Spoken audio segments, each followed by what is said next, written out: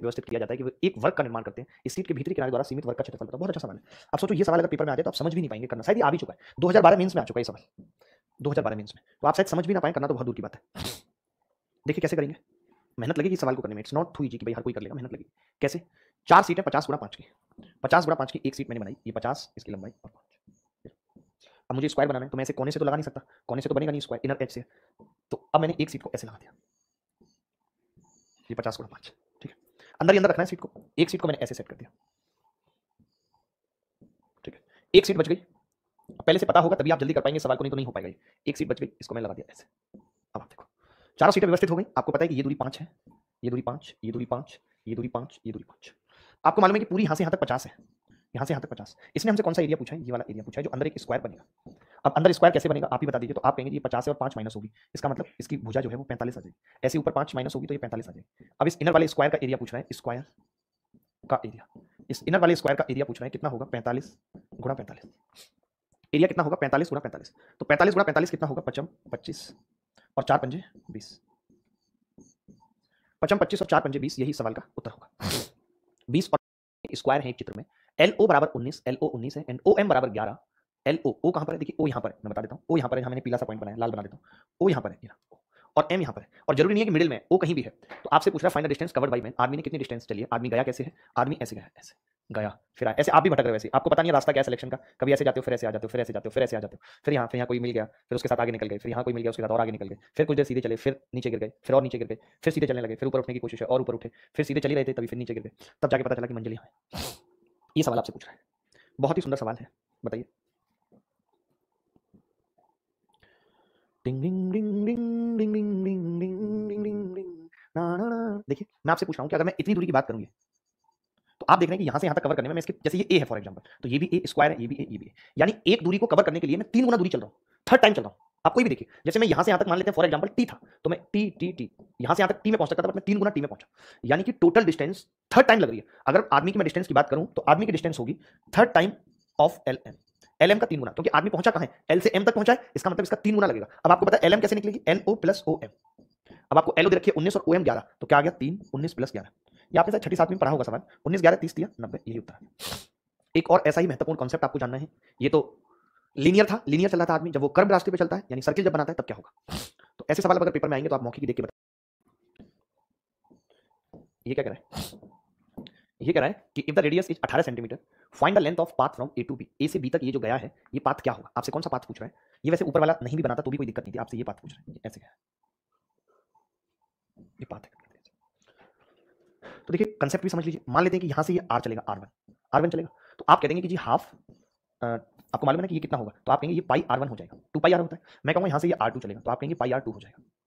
मैं कहूँगा यहाँ से आर थ्री चलेगा, आप कहेंगे पाई आर थ्री हो जाएगा। यहाँ से ये आर फोर चलेगा, आप कहेंगे पाई आर फोर हो जाएगा, ये कहेंगे। जब मैं सबको जोड़ूंगा तो पाई कॉमन आ जाएगा, और कितना आ जाएगा R one plus R two plus R three plus R four, ये आ जाएगा, आ जाएगा नहीं आ जाएगा। अब आपको मालूम है कि ये आर वन है तो ये भी आर वन, ये आर टू, ये आर थ्री, ये आर फोर, ये कहेंगे नहीं, तो आप कहेंगे कि ए बी जो है वो कितने के है, twice of R one plus R two plus R three plus R four के बराबर दे रखा है ए बी। तो यहाँ पे मैं अगर ये चीज रख दूंगा सेम, तो ये कितना आ जाएगा पाई ए बी बटा 2 आ जाएगा, आ जाएगा नहीं। अब मैं आपसे कहता कि मुझे इस सेमी सर्किल का लेंथ बता सकते हो आप, तो आप कहते हैं ये भी आएगा जी 2 पाई, आधा होता आधा pi into A B by 2। तो आपने देखा कि सेम आया नहीं आया, आपको ये रामायण समझ नहीं आई होगी, नहीं आएगी। मैं बस एक बात आपको बताना चाहता हूँ, इसका स्क्रीनशॉट ले लिया होगा आपने, एक छोटी सी बात बताना चाहता हूँ कि देखो जीवन में एक बात याद रखना, सर्किल के केस में छोटा कर लेता हूँ इसको और चित्र को, एक बात सर्किल के केस में याद रखना कि चाहे तो आप इस पे, बहुत महत्वपूर्ण बात है, चाहे तो आप इस पे ऐसे चले जाओ और मान लेते हैं कि इसकी रेडियस 4 है, तो ये दूरी कितनी होगी हरी वाली, आप कहेंगे 4 पाई हो जाएगी, रेडियस 4 है तो 4 पाई हो जाएगी। या आप ऐसे घूम फिर के चले जाओ तो भी ये 4 पाई होगी।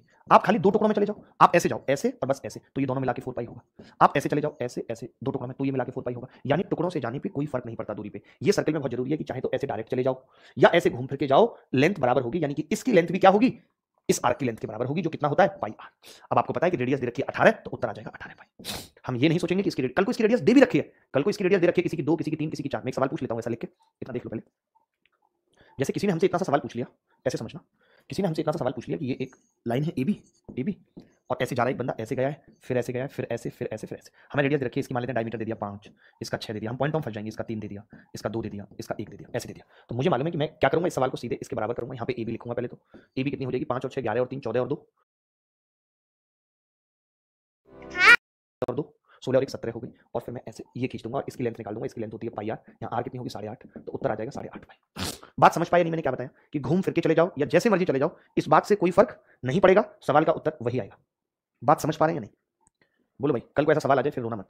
एक सवाल और बहुत महत्वपूर्ण छूट गया जो कई बार पहले भी पेपर में पूछा गया है, उसको मैं एक बार प्रूफ करके आपको याद करा देता हूँ, ज़्यादा बेहतर होगा कि इसको आप प्रूफ करके याद रख लें। वो कौन सा सवाल है?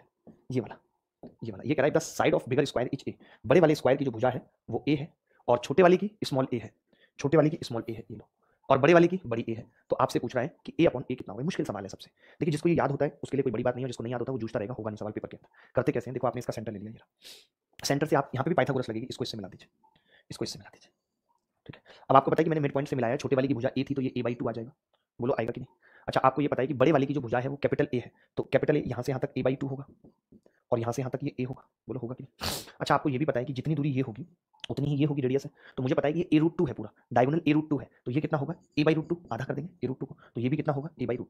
अब बस आपको कुछ नहीं करना, पाइथागोरस लगानी है भाई, बहुत मुश्किल सवाल है। अब पाइथागोरस लगानी है इस ट्रायंगल में, कैसे लगेगी देखो, a/2 प्लस ए का स्क्वायर प्लस a/2 का स्क्वायर बराबर a/√2 का स्क्वायर, a/√2 का स्क्वायर, ठीक है, a/√2 का स्क्वायर। अब ये कितना होगा a²/4 plus a² plus a into A plus a²/4। मुश्किल सवाल है इसीलिए कह रहा हूँ कि याद रखने में भलाई है, a²/2। अब आप देखोगे इधर जाके ये घटेगा, इधर जाके घटा देते हैं तो उधर जाके a² कितना आएगा, a²/4 ये आ जाएगा। ये उधर जाके माइनस का 5 a²/4 ये आ जाएगा, और ये इधर जाके कितना आ जाएगा, माइनस का a बराबर 0 ये आ जाएगा। मैंने क्या किया, 4 से गुणा कर लिया पूरे को, तो आप देखेंगे a² minus 5a² minus 4a बराबर 0। अब आपको इसके फैक्टर करने होंगे, 5 के ऐसे फैक्टर जो 4 आ जाए, तो मैं ये कह सकता हूँ -5 प्लस ए, तो a² माइनस 5a प्लस खाली a। बहुत मुश्किल सवाल है, मैं पहले ही कह रहा हूँ कि हर किसी के लिए नहीं। अब मैं इसके फैक्टर करने जा रहा हूँ, आप देखो, अगर मैंने इसमें से a कॉमन ले लिया, a, अगर मैं a कॉमन लूंगा इसमें से तो कितना बचेगा, a माइनस 5a। अगर मैंने इसमें से स्मॉल a कॉमन ले लिया तो कितना बचेगा, a माइनस 5a बराबर 0। तो आप देखेंगे एक फैक्टर आ गया a प्लस a, दूसरा आ गया a माइनस 5a बराबर 0। आप बताओ कभी ये 0 के बराबर हो सकता है दोनों का सम? नहीं, तो फिर क्या बचेगा, a बराबर 5a। यही आपसे पूछ रहा था सवाल में कि a अपॉन a बताओ 5। तो देखिए मैं तो आपको ये कहूँगा कि इसको रट लो, मैं तो ये कहूँगा आप इसको रट लो कि दोनों की भुजाओं का अनुपात 5 होता है। कल को इसकी साइड आपको 1 दे दे फॉर एग्जांपल, तो बड़े की 5 हो जाएगी, इसकी 2 दे दे तो बड़ी की 10 हो जाएगी, बड़ी की 100 दे दे और नीचे वाली की पूछे तो कितनी हो जाएगी, 20। तो आप याद रख सकते हो तो रख लो कि भाई बड़े वाली की भुजा अपॉन छोटे वाली की साइड कितनी होगी, 5। यही उत्तर है इस सवाल का। ये